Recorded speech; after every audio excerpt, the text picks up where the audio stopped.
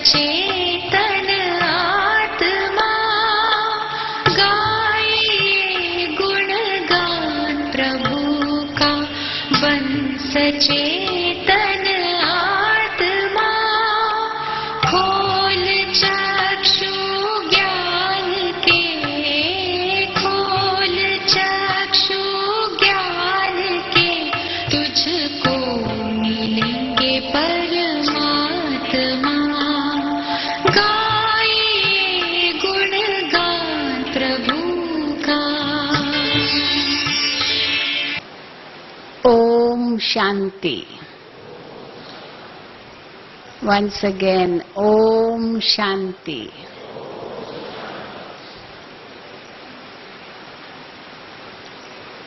So this morning we understood the meaning of the word Yoga. Yoga means not just physical exercises.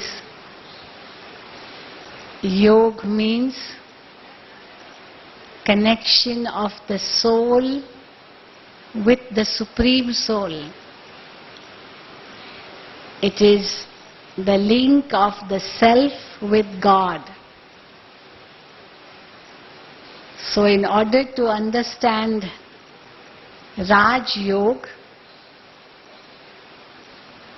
we have to understand the self first, and then we have to understand who is God. So if you were to be asked, who are you? Aap kaun hain? So what answer would you give? Who are you? Yes? Atma, soul. I am an Atman. And I am the child of Paramatman, the Supreme Soul. So now I am going to tell you who is the Supreme Soul, who is God, where is God, what does He do, what does He not do. Because there are so many concepts about God. First of all, so many concepts about who is God. Then there are so many concepts about where is God. And thirdly also, there are so many concepts of what God does and what He does not do. So we will understand that now. And then this evening, you will be told on how to connect with the Supreme Being, with God. On one hand, we say that God is one, Paramatma ek hai. And then we also say that God is truth. So God is one, God is truth. Truth means there should be only one concept. Because if God is one, there should be just one concept. I know what this is a handkerchief. Nobody will say this is a towel, because I know it's a handkerchief. There's only one concept. These are flowers. Nobody will say that this is something else. But today about God, there are so many concepts. In spite of saying that God is one, God is the truth, and truth means that which is never changing. According to spirituality, if something changes, it becomes untruth. Truth is one. Truth is eternal. Truth can never change. If somebody is speaking the truth, he will not change his statements. But if he is speaking lies, he can keep on changing his statements because lies don't have any base. But the one who is speaking the truth, he will say as it was, as it happened, as he saw or as he did. But if he is speaking lies, then he has to tell so many lies in order to justify that one lie he spoke. So when we say God is one, but on the other hand we say have so many concepts. Why? Because physical things you can see and you can say, yes, this happened because you saw. You are a witness of them. Or you did, and it is all physical, practical.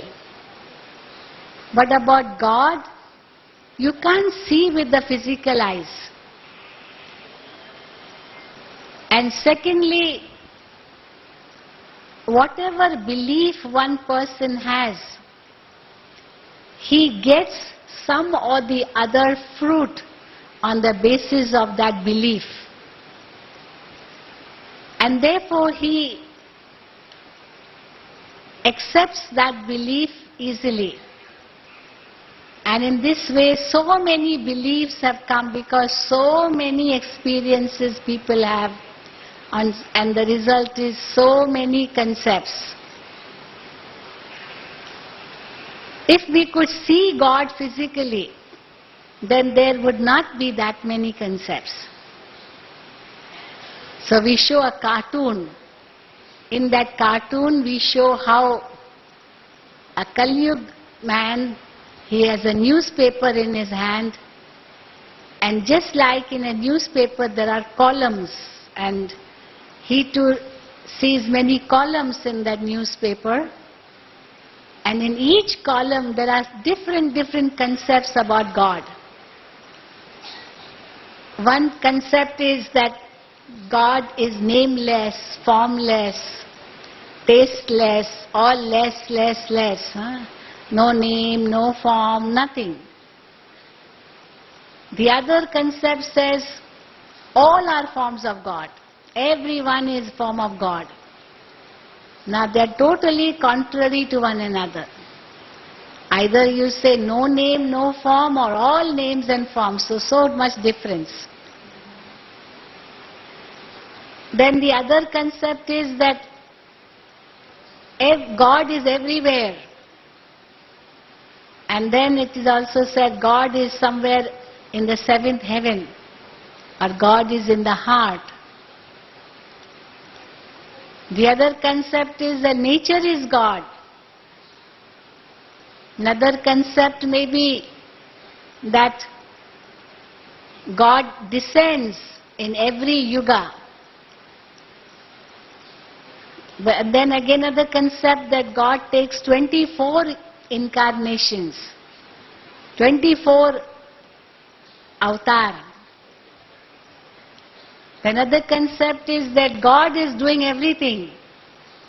Even a leaf, if it is shaking, God is shaking it.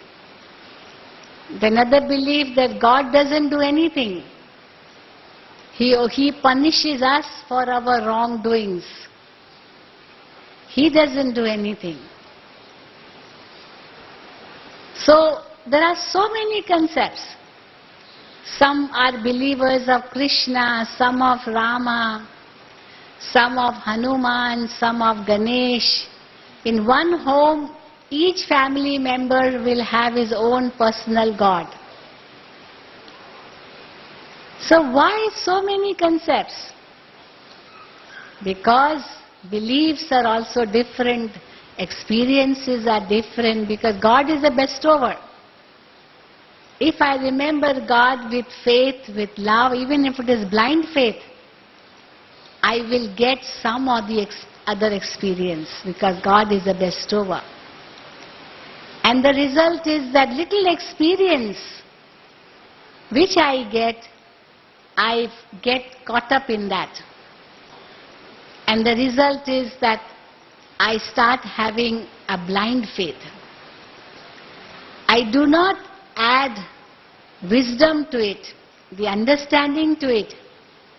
I just follow blindly without any type of vivek or wisdom. So on one hand we see people who are having complete blind faith. Whatever they are told about God, they just believe it. Because there are so many selfish desires in their mind.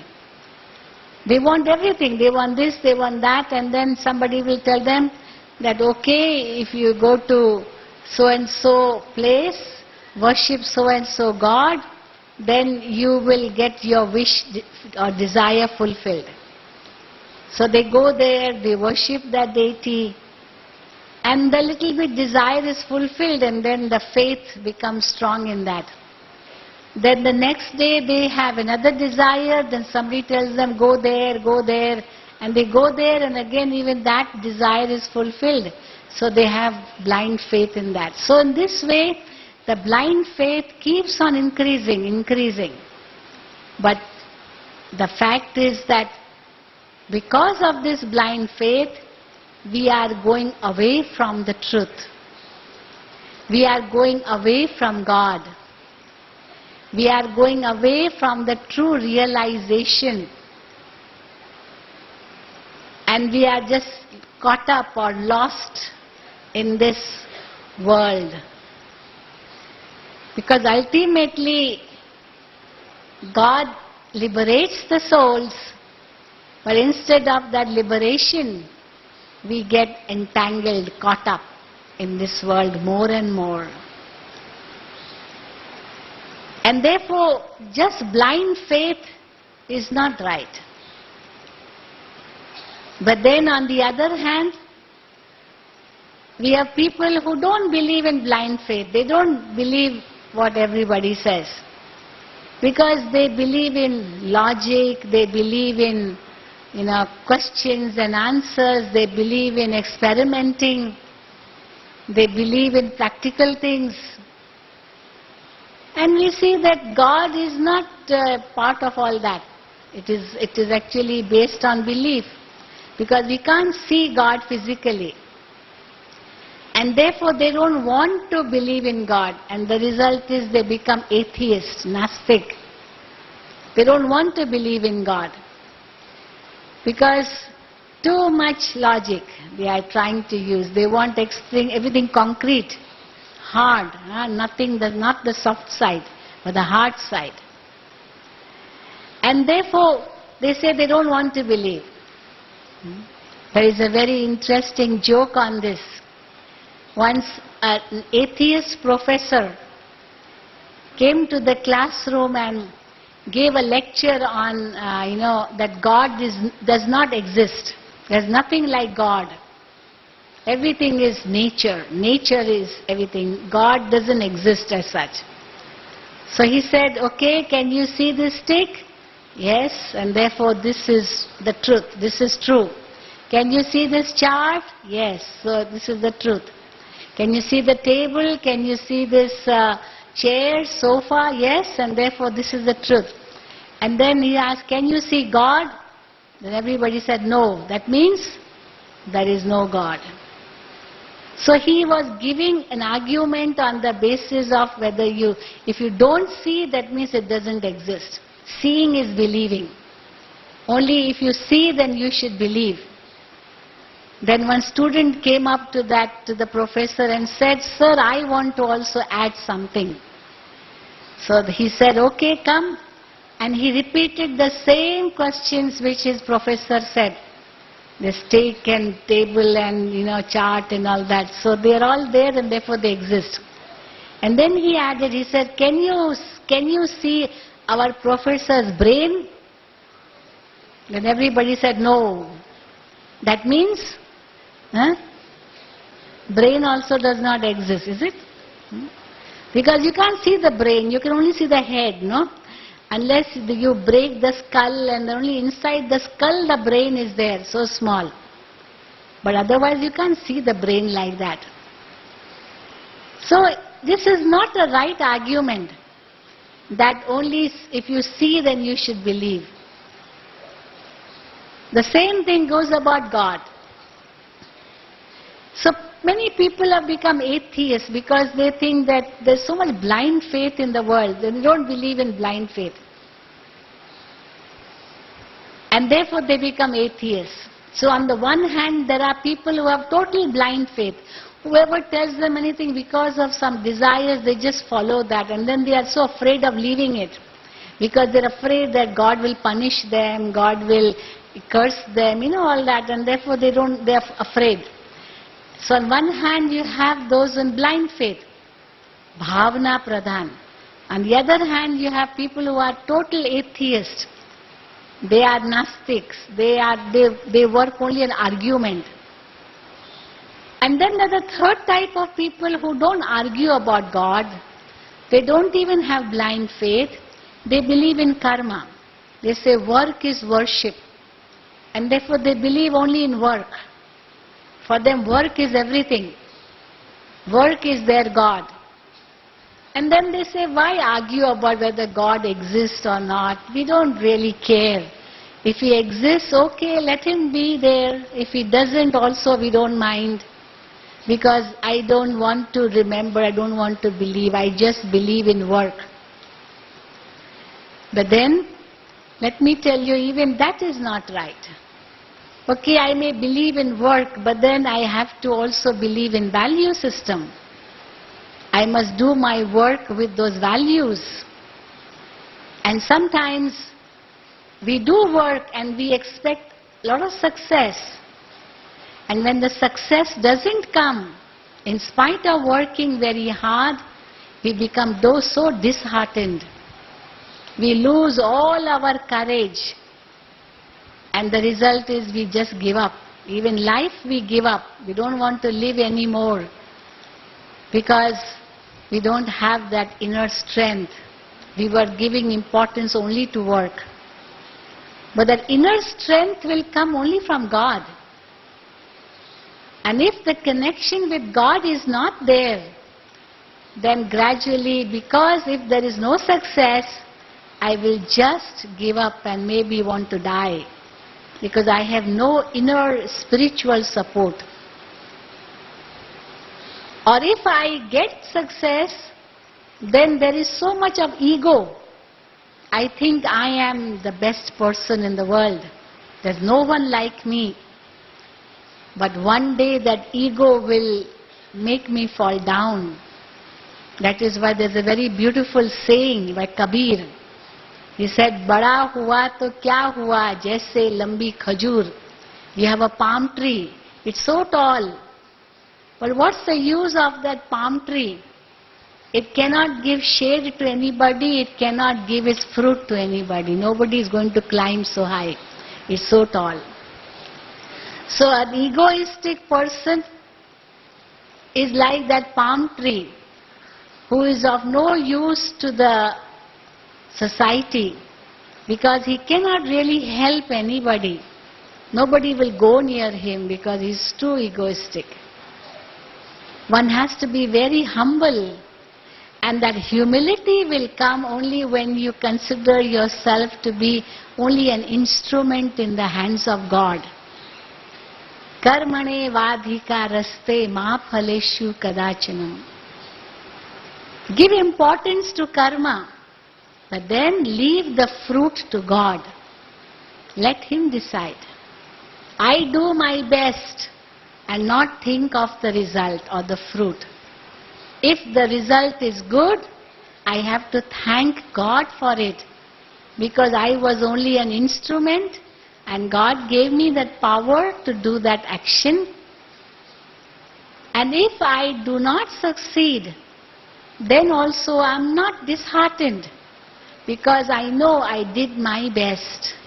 And failures are pillars of success. Maybe this is not the right time for success.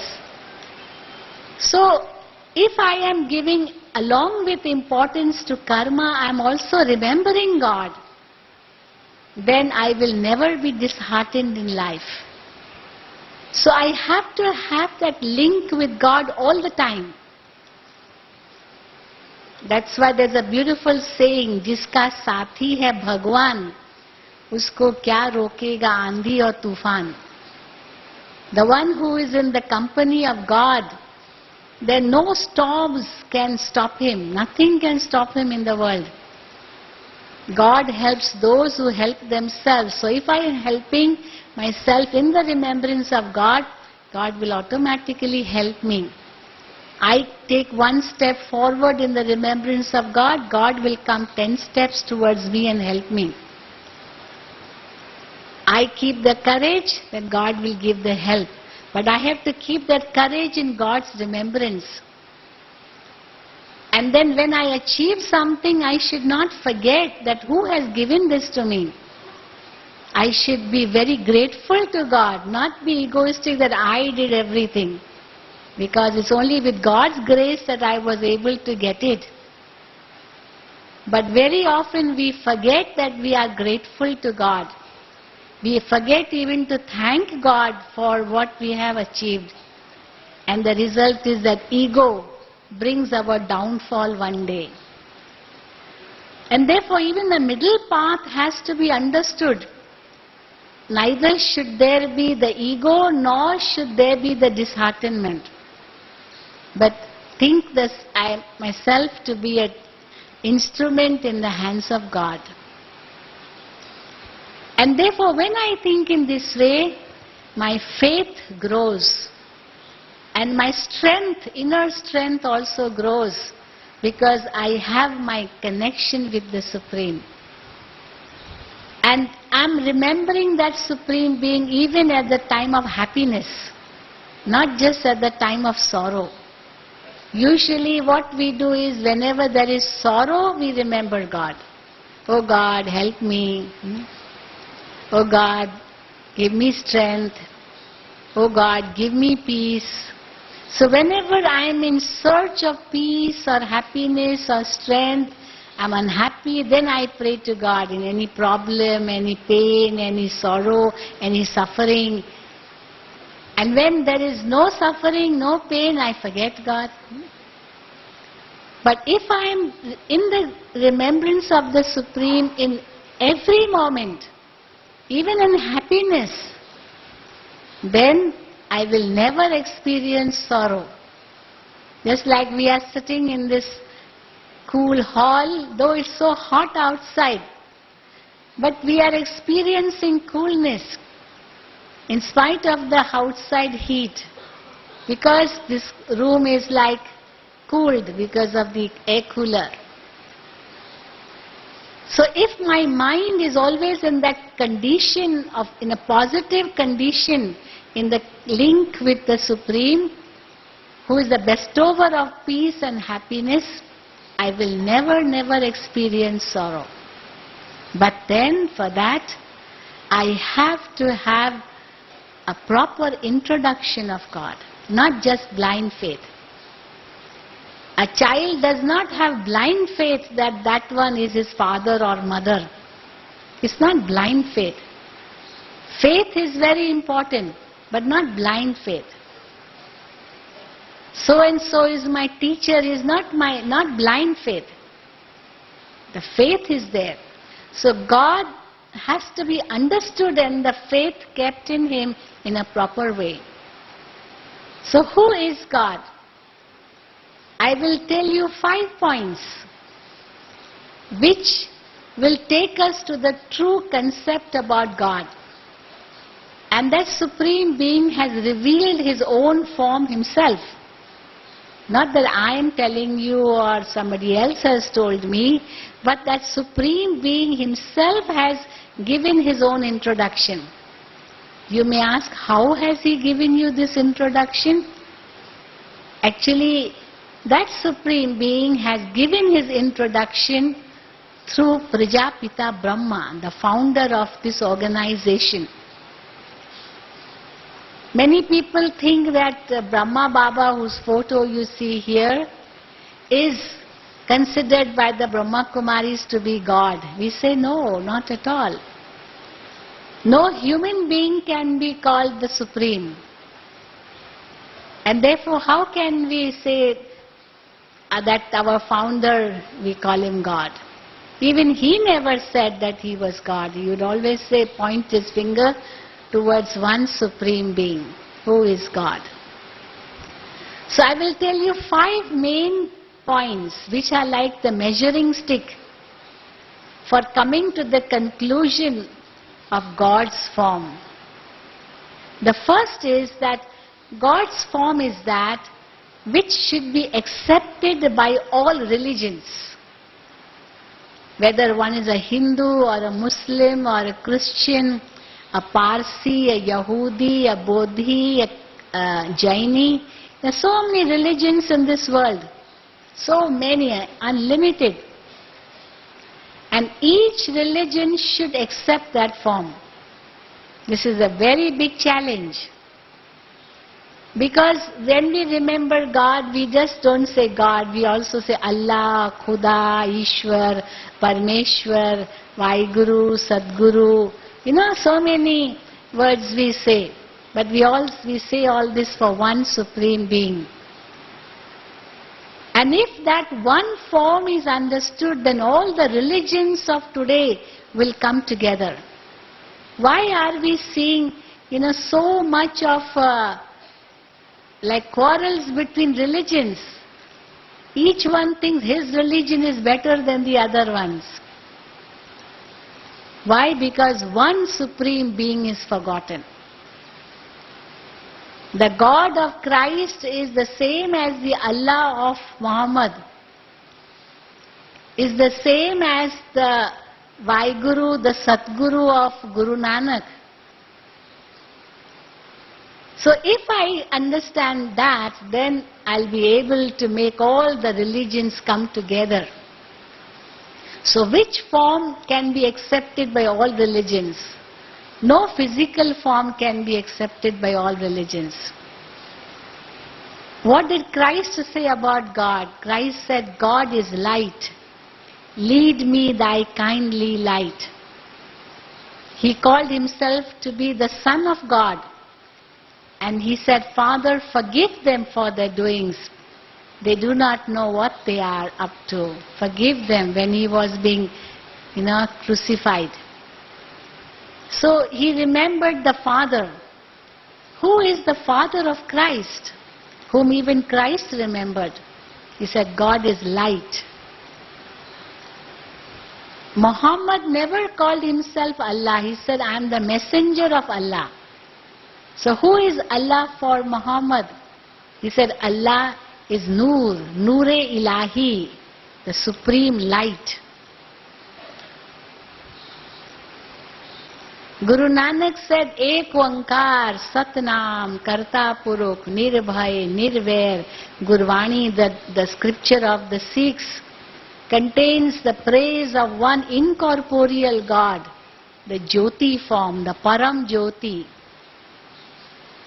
And that Param Jyoti is worshipped amongst the Hindus in the form of Jyotra Lingam. When it is a Jyotra Lingam, the meaning of Jyotra Lingam is the symbol of light. How to depict light? Usually when we light a flame, it becomes oval shape. So the oval shape or thumb shape actually is the symbol of light. And therefore it's called Jyotra Lingam. And you find these Jyotra Lingam temples all over India. Wherever you go, north, south, east, west, and all the different names of that Jyotra Lingam are based on the divine acts of the Supreme.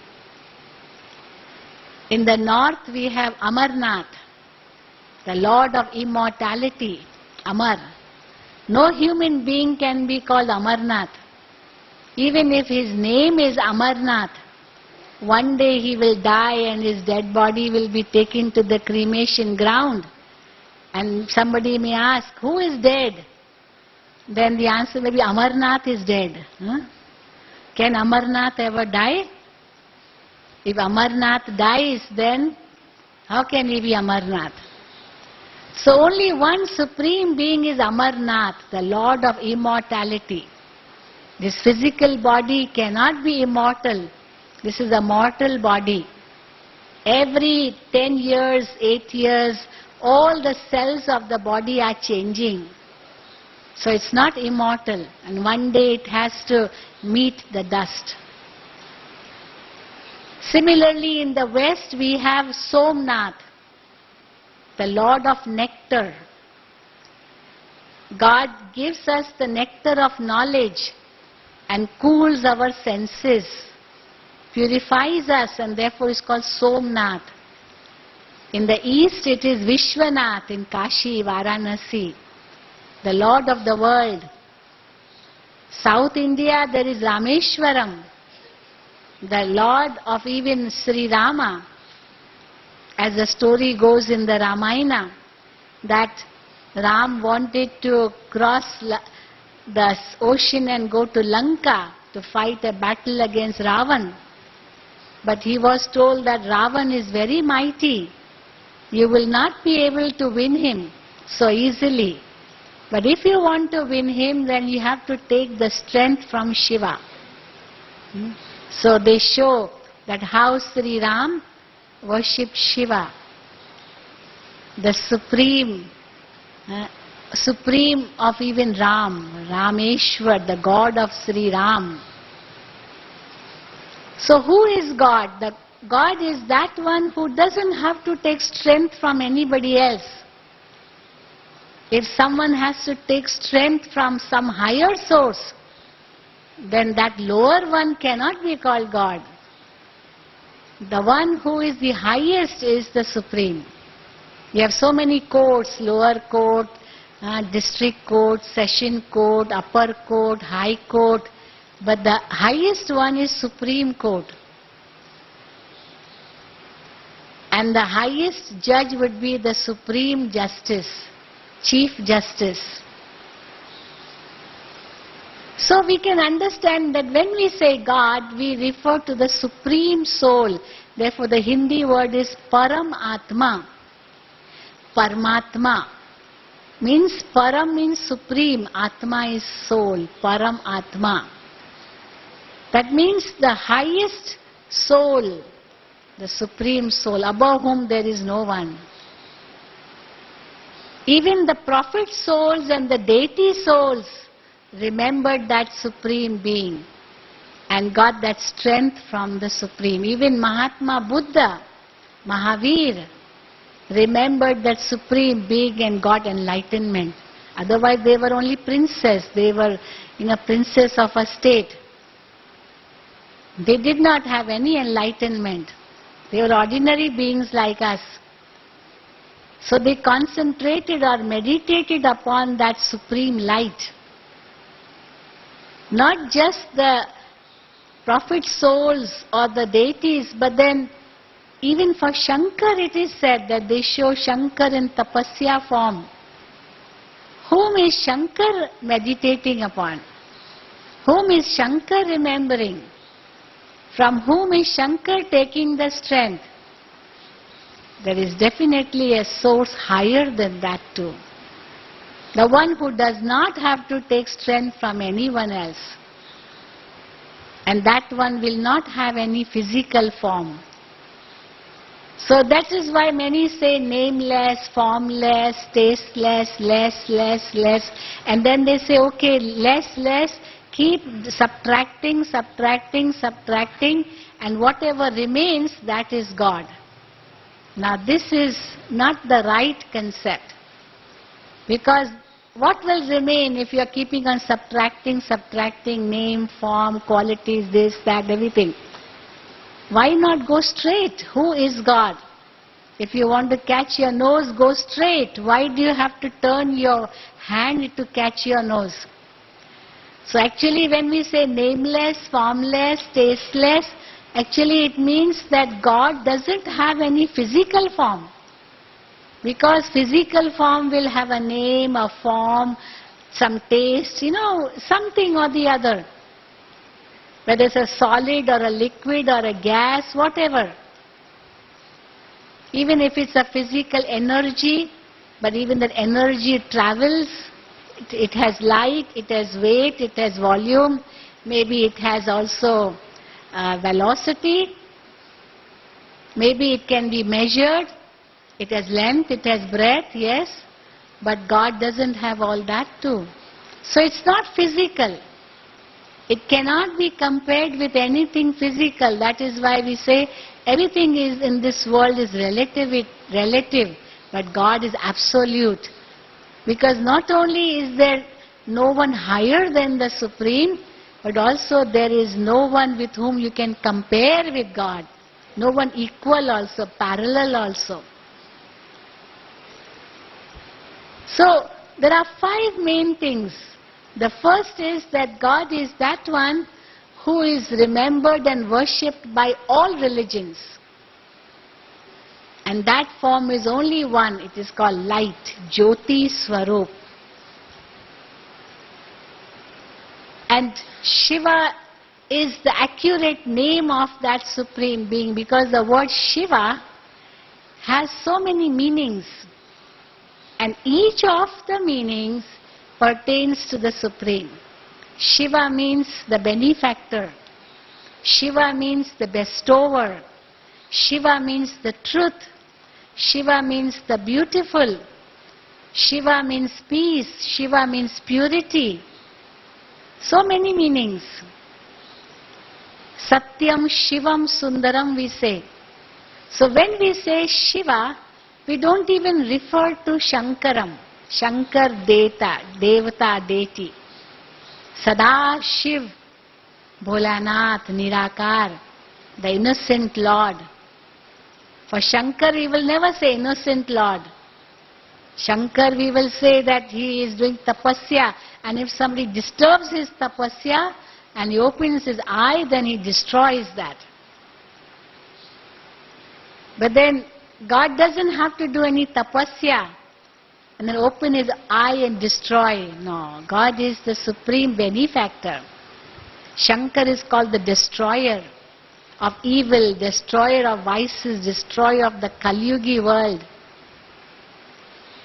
So, the first thing would be the concept of the Supreme as that one who is accepted by all religions, and only one form can be accepted by all religions, and that is the Jyoti form. Jyoti Swarup. But how can that Jyoti form be worshipped? Because people want to respect, people want to do Abhishek. I remember I went to that Natarajan, temple in Chidambaram. There was a Sphatik Shivling, so small, and so much of Abhishek, with water, with milk, with ghee, with rice, with so many things. So that small little Sphatik, Shivling, so much reverence is given to that. Then they say how it comes from the incorporeal world and then it goes back to the incorporeal world. Have you all seen the temple in Chidambaram? What is that temple called? Yeah. Natarajan, no? Nataraj temple. But actually that is at the last period, the god of death, how that supreme benefactor comes and liberates all the souls. It is also called as Mahakaleshwar, the god of death. When all the souls are taken back by the Supreme to the soul world. So who is the Supreme? The first point again, the one who can be accepted by all religions. And that's only one form, Jyoti Swarup. Second day's point is that Supreme Being is the highest on high, the one who does not have any parents. He is not born like us. We souls take a birth through the mother's womb because of karmic accounts with our parents. And our parents are always higher than us. We cannot pay off our debts, of the parents. Therefore we say Matra Rina, Pitra Rina and all that. Matra Devo Bhava, Pitra Devo Bhava, Acharya Devo Bhava. So mother, father, teacher, guru, and the one who saved my life, I will always give reverence to them because they are higher than me. But God does not have these relationships higher than Him. God will not have mother and father. Some people question, who created God? Well, if somebody created God, then who created that one who created God? You can go on and on. But nobody created God. Nobody created the souls. Nobody created nature also. All the three are eternal. Supreme soul is called Param Purush. Soul is called Purush. And nature is called Prakriti. Purush, Param Purush and Prakriti. All the three are eternal. Nobody created them. But what happens is that the game in this world is between two only, not three. The two are Purush and Prakriti. The game is between the two. When Purush wins and Prakriti is a server, subservient, a servant of Purush, then this world is Satyug. But a time comes when Prakriti becomes the master. The sense organs rule the world in the form of vices. Then this world becomes Kali Yuga. That is why it is said, all the elements of nature, they are very good servants, but they are very bad masters. Fire is a very good servant. It cooks for you, it gives you heat, it gives you life. It sustains you. But if fire becomes a master, then if everything catches fire, everything will be burned down. It's a bad master. Water is a good servant. We need water for drinking. But if water creates havoc, there's flood, it kills everybody. So these elements are very good servants when they are under control. But they can become masters and destroy everything. So today we are seeing how at the end of Kali Yuga, this nature has become the masters. Everything is, you really can't predict anything. Whether the rainfall will come, they say, and it doesn't rain. And say no rain and it rains. Monsoon has come and then the poor farmers, they try to sow the soil, the seed in the soil, and then monsoon has come and then after 8 days no rain. And the poor farmers, they have to keep crying. And they have lost all their money because they took debts, they took loan and all that. So everything is unpredictable these days because nature has become the master. And why has nature become the master? Because the soul has lost its own strength. So to make the soul be the master and the nature to become the servant once again, God has to come. This is why God promises in the Gita, Yada yada hi dharmasya glanir bhavati bharata abhyuthanam dharmasya tadatmanam srajamyaham.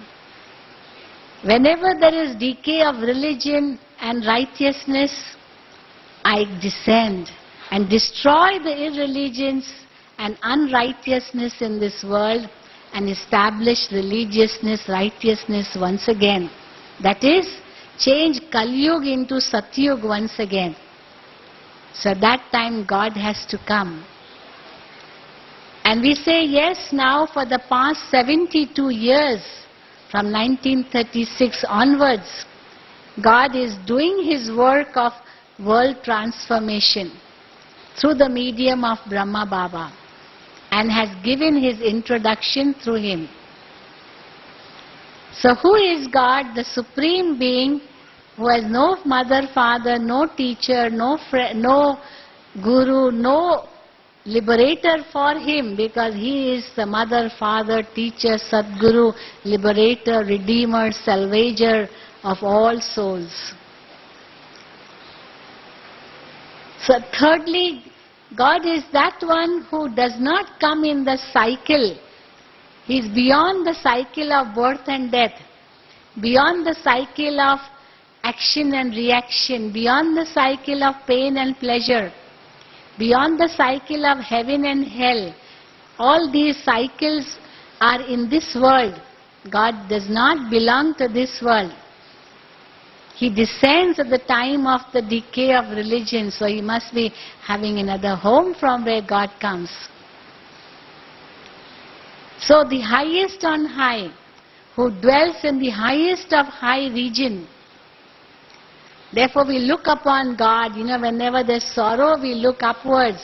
Oh God, give me happiness, give me peace. So the highest on high, and thirdly, no one equal to God also, only one. No one parallel also, no two gods. Capital G-O-D is only one, not capital G-O-D-S. Small G-O-D-S are many, gods and goddesses. But we will write them as small G-O-D-S. Because they're all the deities, Sri Ram, Sri Krishna, they're all deities. That is why there's a temple of Gopeshwar in North India, in Vrindavan. There's a temple called Gopeshwar, where they show even Sri Krishna worshipped Shiva. So Gopeshwar, Rameshwar, all these indicate that even the deities became deities by remembering Shiva the Supreme. So not only the highest, but also the most unique one, who doesn't have to worship anybody else, who doesn't have his own body, who's never born, who never dies, who doesn't come in pain and pleasure, doesn't become the ruler or king in this world. Sri Krishna, Sri Ram, they ruled in this world. They had a crown. God does not rule in this world. He does